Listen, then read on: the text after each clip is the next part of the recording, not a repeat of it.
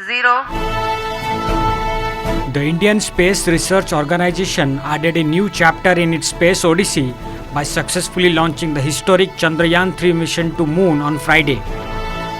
The Chandrayaan 3 spacecraft on board LVM-3M4 rocket majestically lifted off from the Satish Dhawan Space Center at Sriharikota in Andhra Pradesh at 2:30 p.m. today.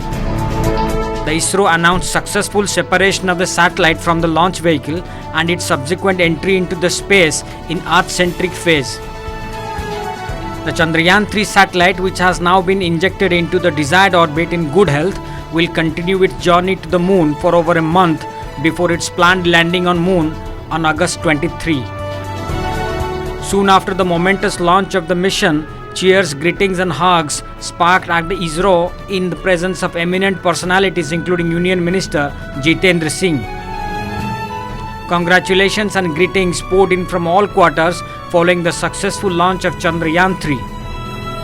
President Draupadi Murmu and Prime Minister Narendra Modi led the wishes in extending congratulations to ISRO for this momentous feat. Chandrayaan 3 has started its journey towards Moon. Our dear LVM-3 has already put Chandrayaan 3 craft into the precise orbit around Earth. 170 by 36,500 km was its intended target orbit, and it is precisely there now. And let us wish all the best for the Chandrayaan 3 craft to make its further orbit racing maneuvers and travel towards Moon in the coming days.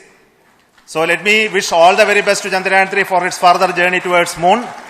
Before that, let me introduce the team behind this mission, the mission director, Mr. Mohan Kumar, and also the project director of LVM-3, and we have also the mission director for the Chandrayaan 3 craft, the project director of Chandrayaan 3, Veera Muthuvel. So over to them, Mohan. It is indeed a moment of glory for India and a moment of destiny for all of us over here at Sriharikota who are a part of the history in making. Thank you, Team ISRO, for making India proud.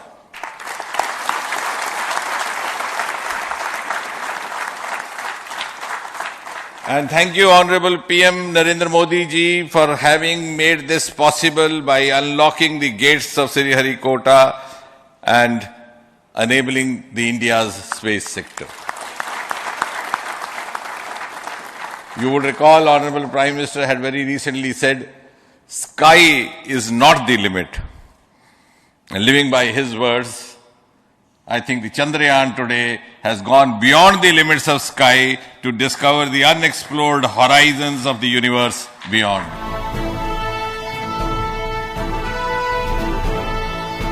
Marking a historic moment, France has bestowed Grand Cross of the Legion of Honor on Prime Minister Narendra Modi.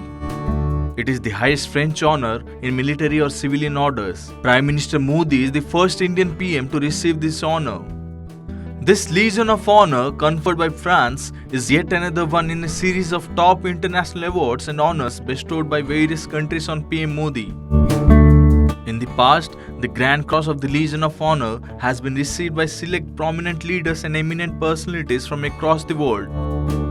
These include former President of South Africa Nelson Mandela, King Charles, the then Prince of Wales, former Chancellor of Germany Angela Merkel, Boutros Ghali, former Secretary General of the United Nations, among others. 5, 4, 3, 2, 1, 0. Chandrayaan 3 is India's successive lunar mission to Chandrayaan 2, which ended in tears after the Vikram lander crashed onto the lunar surface in 2019. This time around, the Indian Space Research Organization has taken comprehensive measures with corrective steps and adequate automated backup plans for successful soft landing the spacecraft on the south pole of the moon. But why is a soft landing on the moon so difficult? Getting to the moon is very hard in the first place. It is more than 3,84,400 kilometers away from our planet. This means that reaching there are orders of magnitude more difficult than going to the low Earth orbit. Also, Earth's lone satellite has an extremely thin atmosphere. This means that the spacecraft cannot rely on atmospheric drag to slow them down to a reasonable speed before landing. Since they need to use their propulsion system for the descent, they will need more fuel and more advanced landing computing systems. The journey of the last few kilometers above the lunar surface is essential. Here, flight computers need to make more extremely quick calculations and maneuver to make sure that the landing is going right. Also, there is no GPS on the moon, which makes it more difficult to land at the pre-selected safe landing area.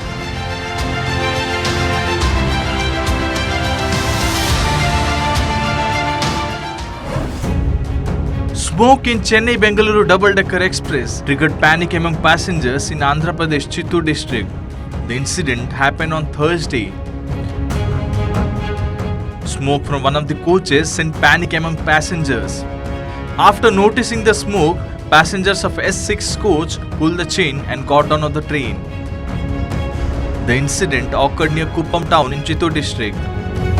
According to the railway officials, smoke was noticed minutes after the train passed through Gudiyatam railway station. Officials said the smoke was because of brake jam. Fortunately, no one was injured in the incident. The train resumed its journey soon after the repair work.